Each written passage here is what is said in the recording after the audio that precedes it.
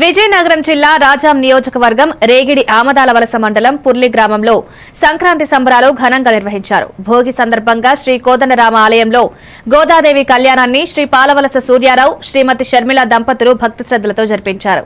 ఆలయ ప్రధాన అర్చకులు మావుడూరు నవీన్ శర్మ, జోషుల వెంకటదుర్గ ఆంజనేయ శర్మ ఆధ్వర్యంలో వేద మంత్రోచ్చరణలతో కళ్యాణం రమ్యంగా జరిగింది. ఈ కళ్యాణాన్ని వీక్షించేందుకు గ్రామ ప్రజలు పెద్ద సంఖ్యలో పాల్గొన్నారు.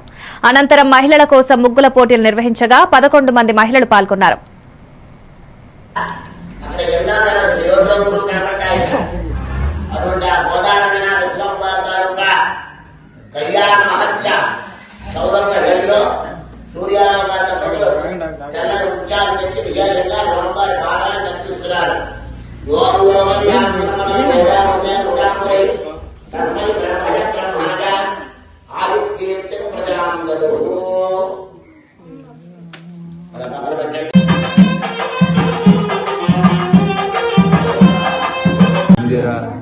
देवेंद्र सचिन बालू सहित ब्रह्मचंदी मुहूर्तोस्तु वाच्य